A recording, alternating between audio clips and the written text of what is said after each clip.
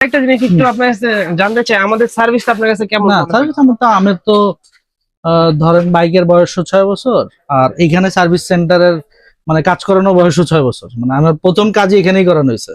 আর আমাদের কাজের ইয়েটা হ্যাঁ, কেমন? কাজের ভালো, খুব ভালো।